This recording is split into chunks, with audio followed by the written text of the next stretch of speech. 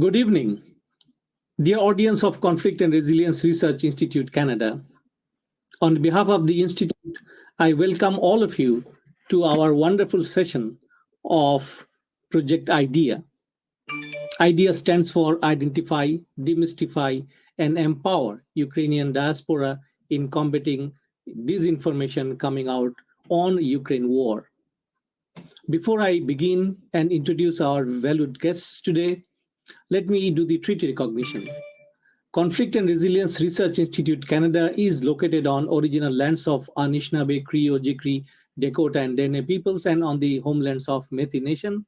We respect the treaties that were made on these territories. We acknowledge the harms and mistakes of the past, and we dedicate ourselves to move forward in partnership with Indigenous communities in a spirit of reconciliation and collaboration.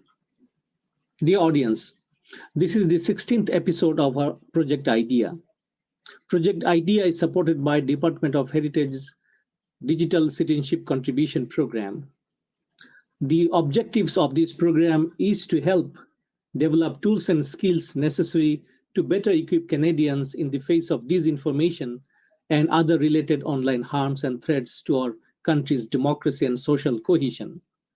To build capacity to address disinformation and other related online harms, and finally, to empower Canadians to take steps to mitigate against the potential impact of disinformation and other online harms.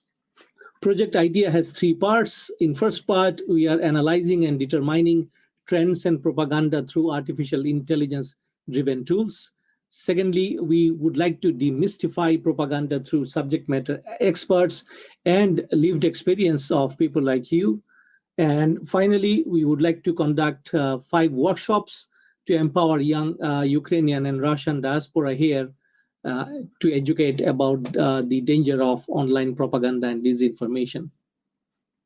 The audience, we are absolutely honored and thrilled today to know that one of our guests actually has joined from Ukraine, and the other guest has arrived in Canada not a very long ago. We are also very happy to find our advisor, Mr. Gary Senft, and our associate, Karina Denisyuk, with us.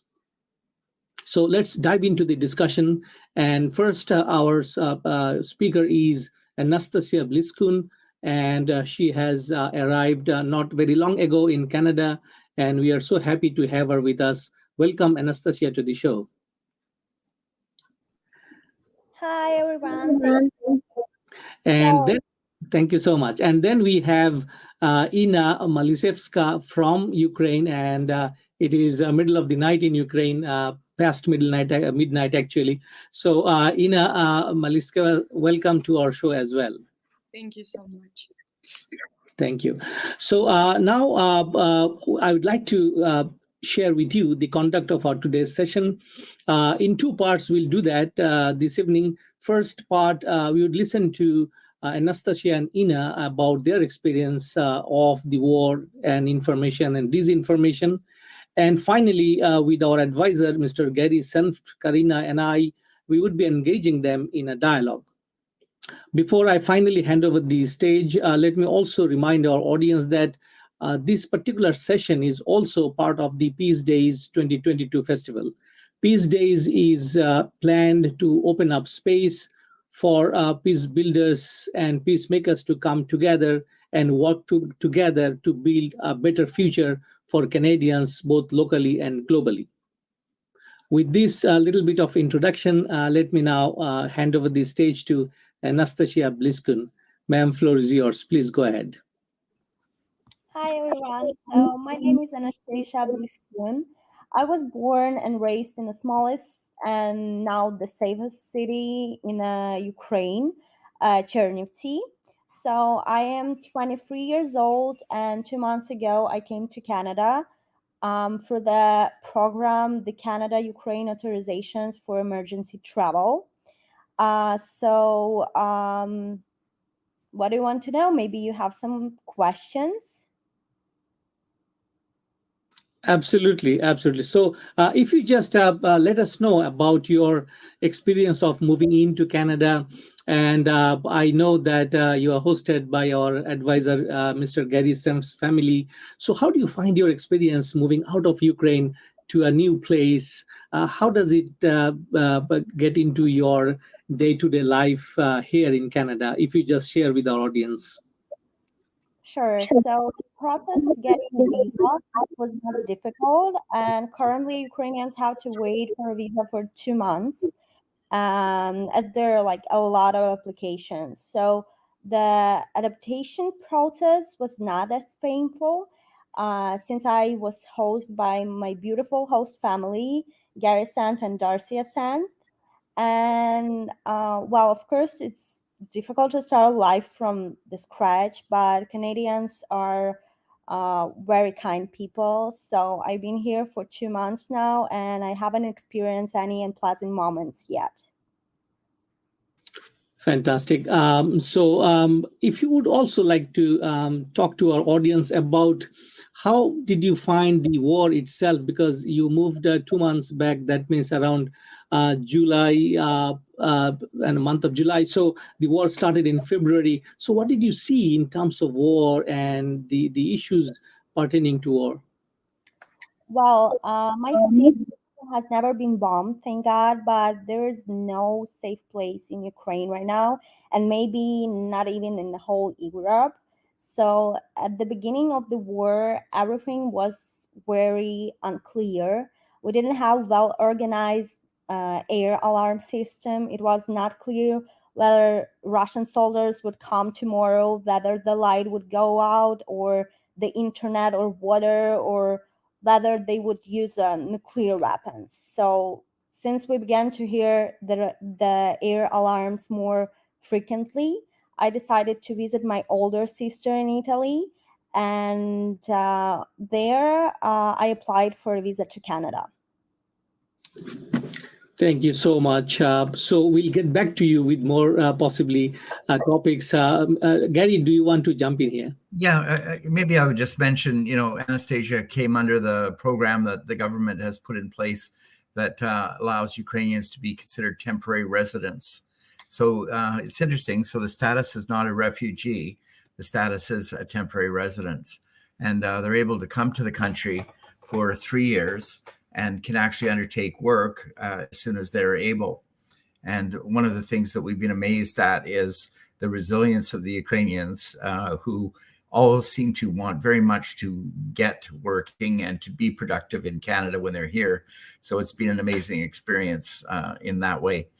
Manitoba has taken a few extra steps that are interesting. So if someone comes here and manages to get employed in full-time work and works for 6 months, they can actually apply for a permanent residence. The result of that is that Manitoba is actually a destination of choice to some extent for Ukrainians because it's a fairly facilitated program. Having said that, we're still not on the direct flight path, you might say. So Toronto, Montreal, Vancouver are receiving more direct Ukrainian flights. The challenge there is those are very expensive cities, and affordability is a factor for sure. So in that regard, Manitoba may actually be a better destination for those that are able to understand some of the economies that are involved here in living here successfully. Anna was very fortunate because she speaks English very well, perhaps better than the average Ukrainian, although most Ukrainians are able to communicate to some level. That gave her a bit of a jump up. I could say actually in 30 days of Anna living with us, I came across 2 English words she didn't know right away, which amazed me to no end. So I don't quite know how that was, given that you didn't do formal English training except a short stint, Anna. So that was amazing. The other thing I would say is, she's very dedicated towards getting employed. So we worked on employment quickly for her, and she managed to obtain employment very quickly. And also it was able to find a place to live on her own now. So I think it's a very successful example of a young person coming here, really showing the resilience necessary and the ambition to move it forward and is already productively participating in the Canadian society, as well as, helping other Ukrainians in any way she can. So there's just a little bit of background. It might be easier for me to say about her than for her herself to mention. Thank you, Gary. That was wonderful because we were not aware of all the details. Thank you so much for sharing. And I hope you would also shed light about Operation Blue Sky, possibly later in the show. So let it be, just remain at this point in time. The audience, let me welcome now Ina Malishevskaya from Ukraine, and we are eagerly waiting to listen to her. So if you can unmute the mic, Ina, first, and please go ahead. Yeah. Okay. So hi, everyone. I hope you can hear me well. Thank you so much once again for having me here. It's nice to have a platform and talk to people around the world about what's going on in my country. And it's been almost 7 months since the war began, and I cannot say that life has been the same as it used to be before February 24th. The war definitely brought a lot of changes into the lives of almost every Ukrainian and people outside of Ukraine as well. And it's been a very thorny path because, I am lucky enough to be located in a more or less safer city. But being here in Ukraine gave me an opportunity to actually talk and communicate with people who have become witnesses of the atrocities that the Russians are doing here.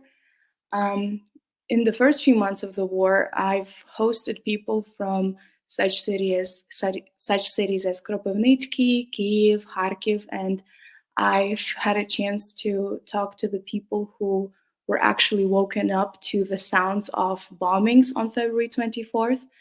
And, it was such an eye-opening experience because sometimes if it doesn't affect you physically, you might not fully understand the extent of it. And I've been with my job, because I work at the international office of my university, I've been involved into gathering humanitarian aid for the internally displaced persons in Ukraine.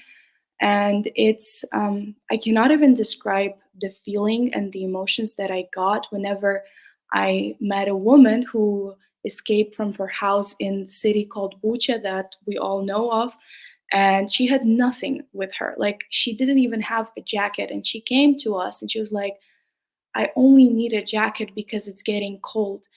And when you hear the stories of such people, when you meet them face to face and you talk to them, you realize how, bad it gets, and you do not understand what Ukrainian people did to deserve to be victims of that. And those are some of the stories.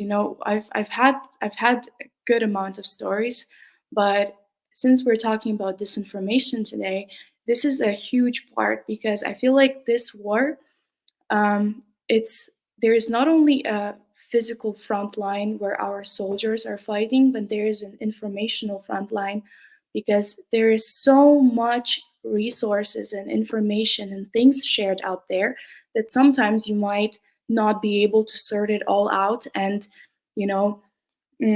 figure out who to trust or what source to trust. And it's being in Ukraine, sometimes I mostly follow Ukrainian sources to find out about what's going on in different cities and regions. But sometimes I'm also, looking into foreign media channels, and it's sometimes bizarre to be a Ukrainian and see how, media channels interpret the information. So it's nice that I have an opportunity to share it from, my perspective because I am in Ukraine, and disinformation and Russian propaganda machine is working. It is, and it sometimes affects not only the Russians but also Ukrainians. There is such thing that I want to talk about. It's called Information and Psychological Operations. And there are a lot of psychological operations happening and just information that gets thrown out there in order to destabilize the Ukrainians from within.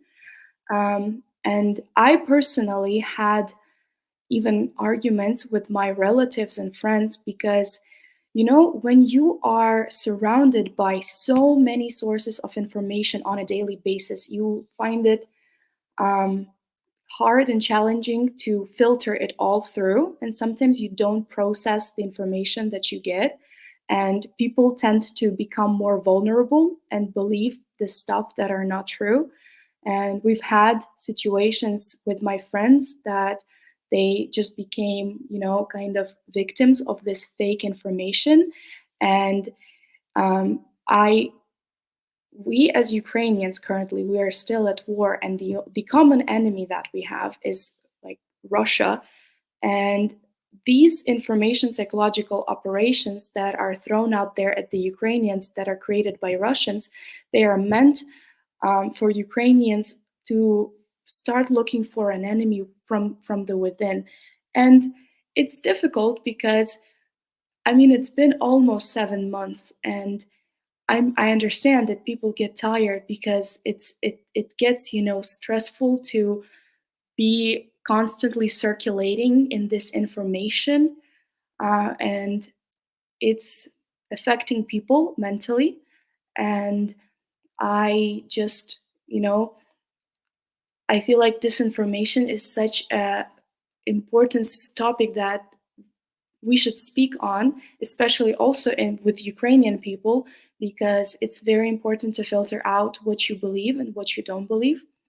So, yeah, that's something that I wanted to share. Thank you so much, Ina. Such a wonderful explanation.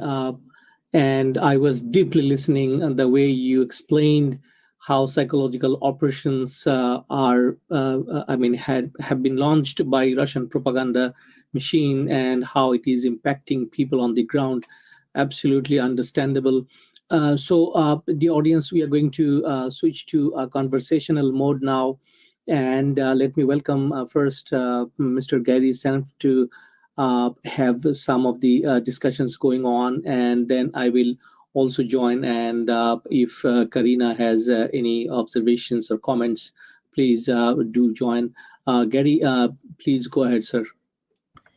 Well, thank you, both Anastasia and Ina, for giving us, you know, your perspectives. And, you know, Ina, particularly you are, as you mentioned, you know, in Ukraine, and you're experiencing this firsthand.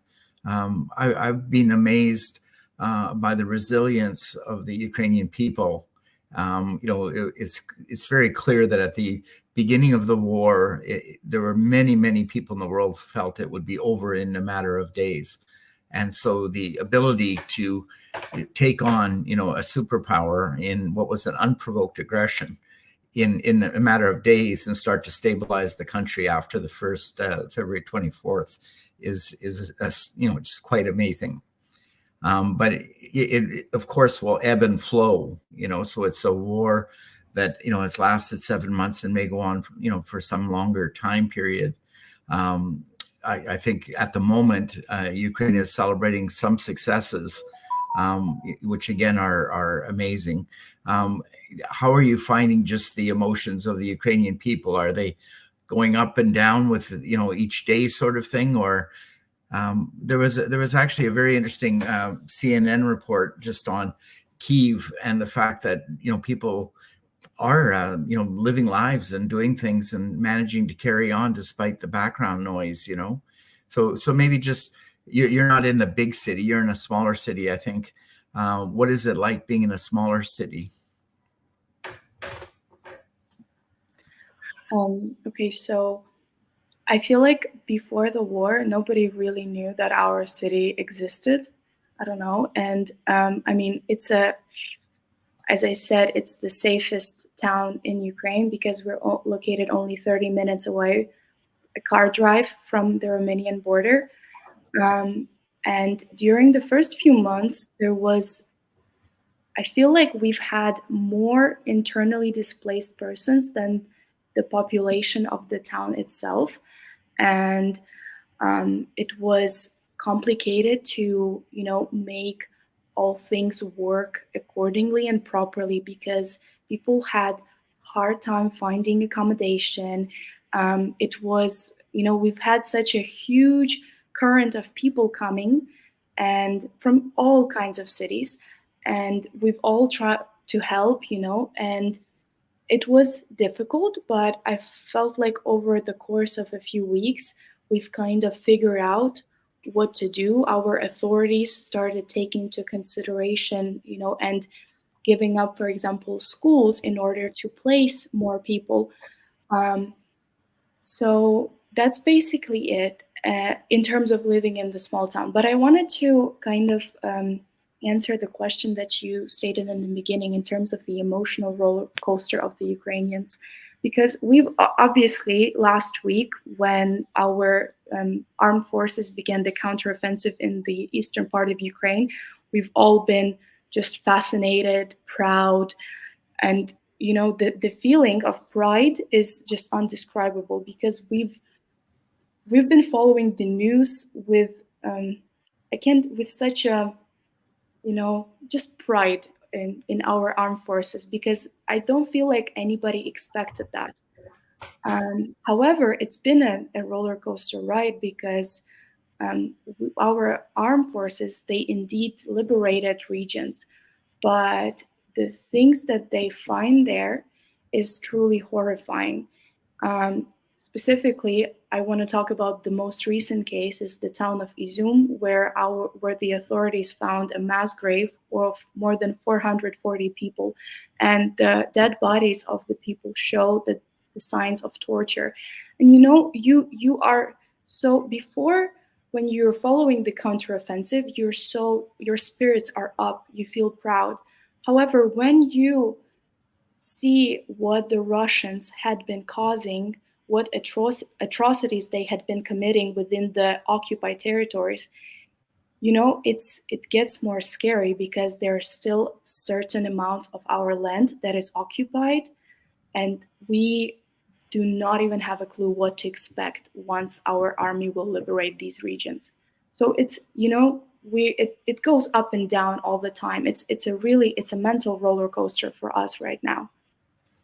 Yeah, and the world is watching, but it's very important for stories like yours to be told, because again, we have a short attention span in North America. We turn on to the next thing right away. It's incredible that way, but the horrific things that are going on are seen, and what's amazing is foreign countries trying to help with evidence and actually prosecuting cases and moving them forward. So it'll take time, but it's something that's underway. And Canada has passed a resolution calling it a genocide. And, that's an important action by, at least a few countries that have moved forward in that light as well. So do you feel that, when you think of foreign countries trying to assist Ukraine, do you have a feeling of some solidarity in the world, or do you feel a bit isolated as a country? I do feel the support and solidarity still, even though it's been almost 7 months, and I understand that, people try to, they shift their focus from one thing to another, but I still feel the support. I cannot even express how important that is, that such countries as Canada actually call this a genocide. It is of such high importance for us, because there are still countries in the world that don't want to call it a war. And, when you think about that, it's because I read the news 24/7 every day since February 24th. It's like a part of my daily routine. It's like a daily habit. And when I see what's going on in my country, and when I realize that Russian soldiers came here to kill people just like me because we're Ukrainians, and I see all of these horrific things, and then some people still call it a crisis or a conflict, and you're like, come on, there's so much evidence what it is actually, and let's call things by their names. And it's of high importance that Canada did indeed call this a genocide. And, words are important, and you see the distortion of words. For example, Putin calling it a special military operation. I mean, it's almost laughable were it not such a tragic situation. But in doing that, one hopes that his credibility is reduced and Russia's credibility is reduced as it, attempts to cover up, the different things that are going on. And, the disinformation, which is what Kauser is focusing on for sure. So maybe back to you, Kauser. Thank you so much, Gary. Ina, thank you once again for such a wonderful deliberation. Let's move back to Anastasia a little bit. So, Anastasia, you were here for some time, 2 months around. So, what made you to choose Canada? Because you could have gone to some other European countries as well. Why did you choose Canada to settle here or resettle here? Well, for Ukrainians, there were there were a lot of options, but there were 3 main options, which are Canada, the US, and Great Britain. And Canada, and especially Manitoba, provides the best conditions for newcomers. Excellent. So let's also talk a little bit about information and disinformation, which is our focus this evening. So both of you are young in your life, and I'm very interested to understand what kind of social media that you follow in Ukraine. And you receive information about war and other stuffs, and why this kind of media are important. I understand that there's a particular difference between mainstream media and social media. So tell us more about your preference of using social media, and why do you prefer some over others. So both of you can jump in at any. There is no sequence. Go ahead. Okay, I'll go first. A lot of Ukrainians use such social network, which is called Telegram, and it's kind of like a messenger, like a WhatsApp. I think it's getting more and more popular outside of Ukraine too, in Europe and in North America and other continents. And on Telegram, you can not only chat with your friends, but you can also follow updates of politicians or news channels or news networks. And there are a lot of them, and I feel like among my friends and people I know, everybody sort of chooses the sources they trust by themselves. It's very dependent. I wouldn't say that we have like a universal news media channel that everybody follows. Obviously, there are, news channels that are popular among people. There are those that are less popular, but I wouldn't say there's like one universal. And I decided to follow particular Ukrainian channels just because of how relevant the information was that they were, publishing. And a lot of news channels, typically they post a lot of, ads and try to earn money. And I don't necessarily support the fact that news channels that publish information and news concerning war also, do some ads and stuff. Therefore, I have selected my, my bunch of news channels that I trust, and it's very dependent. So therefore, I wouldn't say it's like there is a universal one that I can name. Thank you. Anastasia. Yes, so I agree with Ina. In Europe, many people use the Telegram Messenger. It's extremely popular, even though the funny thing is that's Russian Messenger. Yeah, I know, but there are many verified Ukrainian channels such as TESA News, BBC Ukraine, Channel Ukraine. Also, personally, I try to read French, Canadian, Italian, and American news. Sometimes I even read Russian news to be aware of new fakes and what Russians believe. So probably, as you know, over many years, Russia has fabricated a set of false narratives that it's disinformation, a propaganda ecosystem. And this includes social media operations. And there are few major Russian disinformation themes right now. And currently, Kreml is readjusting in attempt to fill the information environment with false information about its actions in Ukraine. So the biggest one is that Russia is an innocent victim. You probably heard about that. So Russian government officials falsely portray Russia as a victim and its aggressive action as a forced response to the actions of the United States and other democratic allies and partners.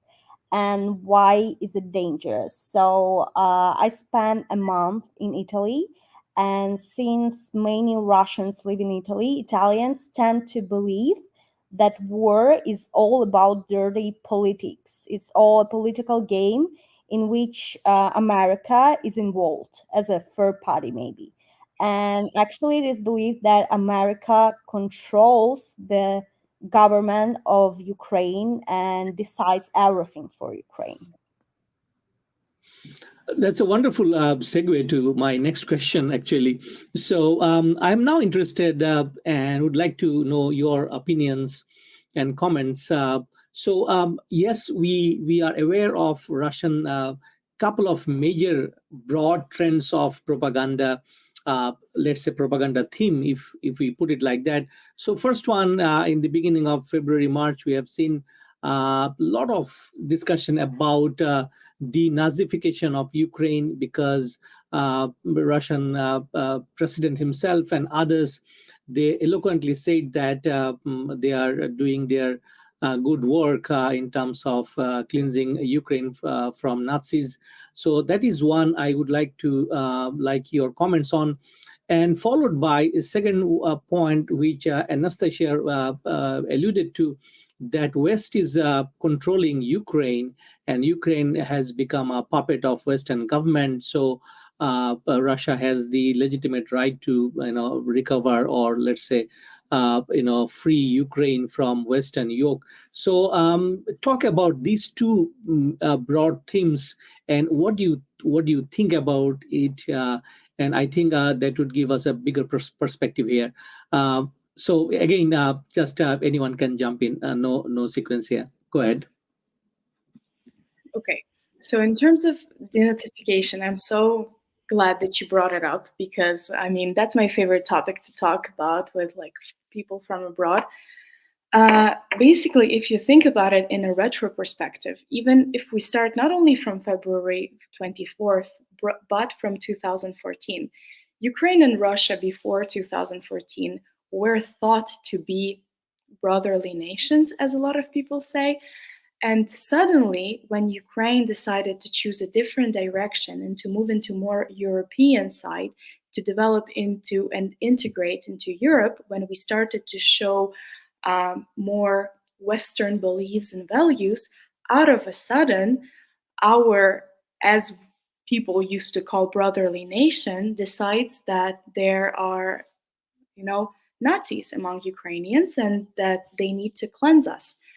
And it happened all of a sudden because it's sometimes, people do not realize how strong that narrative is for Russians, because this is one of the only excuses how they can justify what they are doing in Ukraine. And where it came from is basically we have a very strong battalion, which is called Azov, and it was formed before 2014. It was formed by a man whose like military name was Kruk, and the man was a historian who predicted that the war was going to happen. So therefore, we didn't have an army at that time. Before 2014, Ukraine didn't have an army, and our pro-Russian government at the time, who was Viktor Yanukovych, our former president, he didn't invest into army. Like, our army was just really bad at that time, because it wouldn't be convenient for Ukraine to have a good army in case Russia wanted to attack us. But people such as historians, they predicted that the war is going to happen. So that's why they started to gather volunteers from all over Ukraine and started training them in order to be able to fight and defend and protect their country. And obviously, Azov was not a part of Putin's plan. It wasn't. And for Putin to justify his actions in Ukraine, they use Azov battalion, and as Nazis, which they are not. Those are people who were ready to just give up their life in order to protect their country. And if you dig into it, they have a YouTube channel where they record videos of how they train their recruits, which is extremely interesting to know what values these people have and how they train and how they were ready for this war. And in around 2014, when the war in Donbass began, those are the people that fought back Mariupol then. And we wouldn't have Mariupol then if it wasn't for these people. We wouldn't stand, if it wasn't for these courageous men who were ready to defend their country, not getting paid from the government, just because they loved their country so much, they were ready to stand up for it. And obviously, it's not convenient for Russia. Ukraine obviously is a post-Soviet country, and it is moving into a very different direction from other post-Soviet countries, and it's not convenient for Russia. It's not. So therefore, it's easier for them to just destroy us, come up with a narrative of denazification and demilitarization, and just do it. So if you digging into, I can talk about this for a long time, but just to give you like a little summary. So I hope I made it clear. If you have any questions, ask me. I will be glad to answer them. Thank you. The reason I am particularly interested, because I do research on extreme right movement in North America, and with the extreme right group, there are actually some of the neo-Nazi groups in North America that we have in record. So yes, we'll get back to you with more questions maybe if we have time today. But let's also listen from Anastasia. So Anastasia, the same question. What do you think about these two broad propaganda themes that Russia is sharing with most of us? So first is the Nazification of Ukraine, and second is Western control of Ukraine. Go ahead. So Ina told you all the information you need to know, basically, but I wanted to add that I think that the success of this propaganda campaign has deep roots in Russian history, because the war against Nazism is really the special moment of the 20th century for Russia. And what they're doing now is, in a way, a continuation of this great moment, of national unity from World War II. So Putin is trying to rile up the population in favor of the war. Mm-hmm. Absolutely. So let's have the next round of questions that I have in mind to ask you is about the future of the war. What do you see the war is and how the war is going to end? And how do you see the future of Ukraine? Because there's so much devastation happened in terms of infrastructure, let alone so many thousands of people lost their lives and livelihoods, but also as Ina rightly mentioned, because of psychological operations, people's psychology, mental conditions were hampered, impacted so much. So, what do you think for the future? This question is again for both of you. Please go ahead. Obviously, I believe in the armed forces of Ukraine, so I can see no other outcome of the war but our victory. This is what I believe in, and I know that all of the Ukrainians, they, to their own extent, contribute to the victory. Some people are fighting, some people are donating, some people are spreading information. Everybody is doing what they can, and we have never been this united over the whole history of Ukraine. And the unity among people is the unity and the armed forces of Ukraine is what I believe going to bring us to victory. But it's going to be a very, very challenging way of and path of rehabilitation after the war. I think one of the, not even taking into consideration the infrastructure, but the priority I feel like would be mental assistance, mental and psychological assistance, because so many people, including children, including soldiers, women, men, families, anybody, have become witnesses to horrible things. And this is something that you can just forget and continue living. I feel like a lot of people in Ukraine will need psychological assistance, and it's going to take years for these people to, just go back and adapt to the normal life, if we will be able to call it that way. And apart from that, I believe that Ukraine will, will attract, hopefully, more international investments or other international help that will help us just rebuild the country. I do believe in the potential of Ukraine and Ukrainian people, and even though we will need a lot of mental assistance, as I said, and infrastructural assistance in terms of rebuilding, but I do believe that we have a great, great, great potential in development. Anastasia. Yeah, so the war has claimed lives, ruined farmlands, and destroyed infrastructure, and that will take years to restore.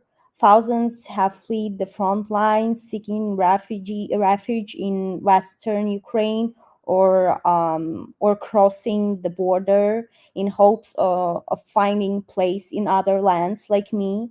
But Ukraine's heart is strong, and its people remain resolved, and yeah, we will rebuild Ukraine. Thank you so much. I think I will only have one more question at the end, but before I go with the question and conclude, let me go back to Gary and Karina. If you have any comments or questions for our presenters and guests, please go ahead. Thank you again, Kaiser. One of the points that Ina is making, which is incredible, is the unity that you're seeing within Ukraine. So the war from a Russian perspective might be viewed as top down. So there's Putin, at the pinnacle of this, and then the military and the Russian people are, participating in it. But if you say, where's the strength in that chain? There isn't a lot of strength. It's a top down approach. The Ukrainian approach is actually a bottom up approach. All citizens are participating in some form. And in perhaps some of the best human forms that there can be. So in other words, your artistic expression, your expression of culture, whether it's in dress or music or, any other form, is coming out so strongly. And, in Canada, just you might not be aware, but in Toronto, there was a major Ukrainian festival this past weekend on Bloor Street. They expect 1 million people to have turned out. Thank you, Gary. That's a lot of Canadians. Absolutely. Karina, do you have any comments, questions for our presenters? Yeah, I would like to say big thank you for coming today and for sharing all your story, because I'm also relate to our presenters, because my parents, my family also live in city Chernivtsi in Ukraine. And I also kind of like even every like watching what's going on in Ukraine was kind of like everyday routine as well. And I also like really like tracing what's going on in Ukraine at the present moment. And it's actually for me also was when this war will be ended, and with big hope, I'm hoping it will be done this war very soon. And I'm wishing to all Ukrainians it's like this war will be ended as much as soon as possible, because we're all in this together, you know. And thank you so much for coming today. Thanks for your comment, Karina, as always. And so we are very close to the end of our planned session, as I say, but we can always keep discussing about the war and its impact. As I promised that I'll only have one more question for our guests today. I would like to know what you would like to suggest young people and of course adults about combating disinformation. What people should keep in mind when they subscribe to the news channels like Telegram or even mainstream Russian media. What are your suggestions, or let's say what you do yourself so that you do not fall victim to propaganda and fake and disinformation? So let's say as a tip, please share with our audience. Personally, I can share that there are certain tools like checking tools where you can check the information for accuracy online. That's something that I used in the beginning of the war. That helped me a lot, because obviously the information is being thrown at you from everywhere and you don't know what to believe. But I feel like the more you try to see a certain information from different perspectives, even if it takes to read Russian news. I mean, I do that, as Nastya said, she does that sometimes. I do that too, just to get, just to understand what these people are reading, out there. It's important to read the information from different perspectives, and sort of, over time, you kind of learn yourself how to analyze it. You choose for yourself what to believe. It's once again, I don't really have a universal tip. Sometimes I become a victim of, fake information. It happens, even if I think that I'm the queen of filtering information. No, sometimes the information is created and published in such a good way that you don't know whether to believe or not. But, my tip would be always to check information and to try to, see it from different perspectives, and maybe, seeing it from different perspectives will give you like one universal truth, perhaps. Mm-hmm. Fantastic. Anastasia, please. Yeah, I don't think that you should avoid disinformation. You have to educate yourself to be aware of disinformation.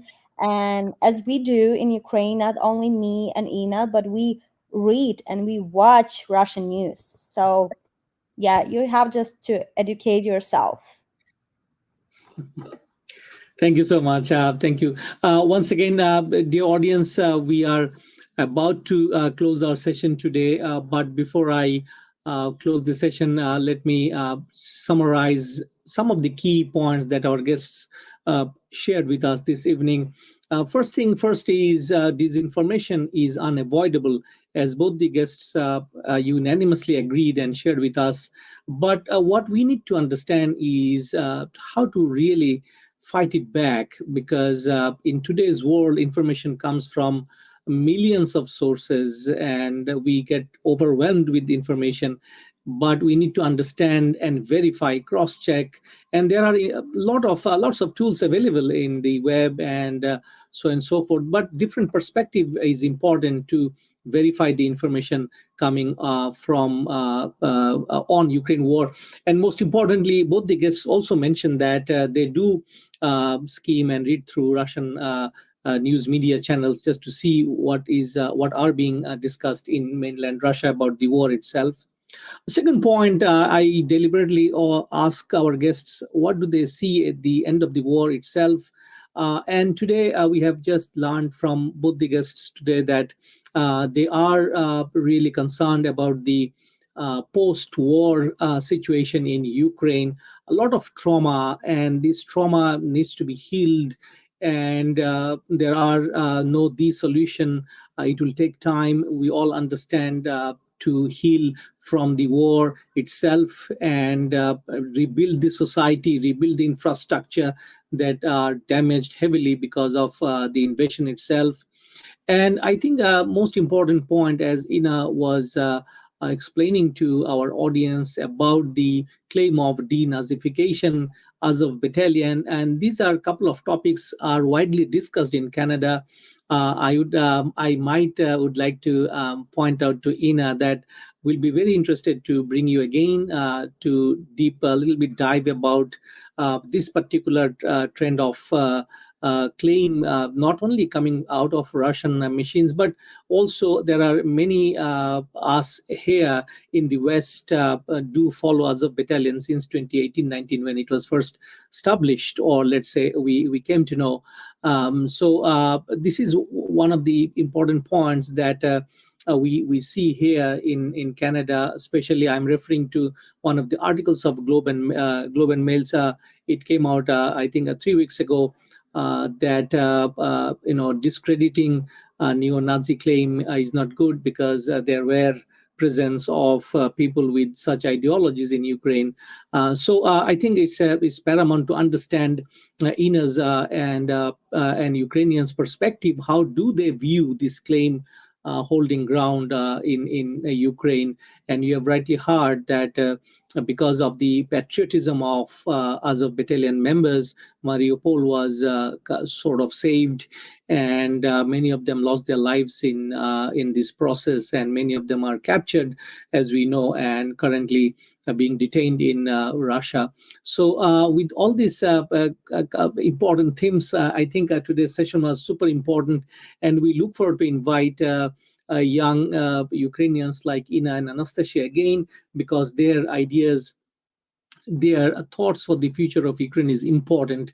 And since Anastasia is living with us in Winnipeg, we are so happy to have her with us, and especially the host family of Gary and Darcy Ascent provided their and opened their doors and their home for her and many more.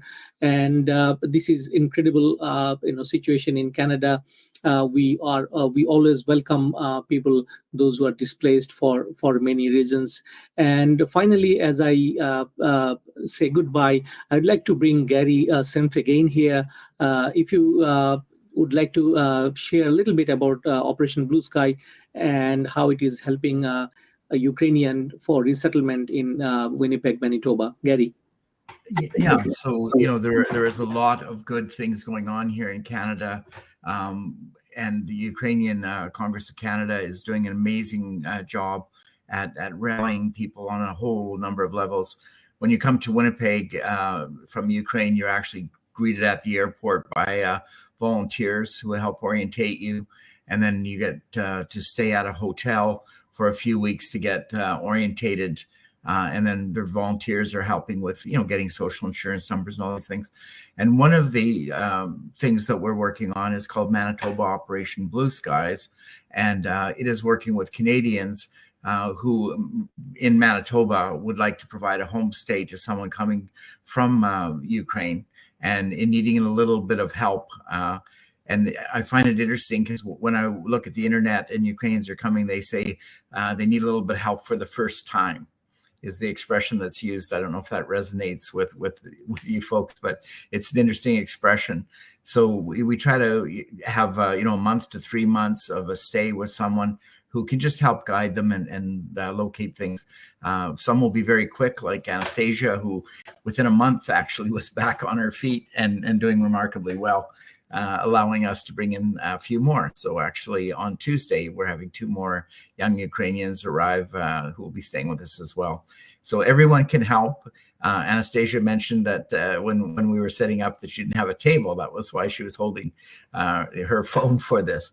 So the Ukrainians could benefit from, furniture, food, other kinds of things, but mostly for support back to Ukraine itself, because that is the front line of this war and it affects everyone. It is a real war. So thank you.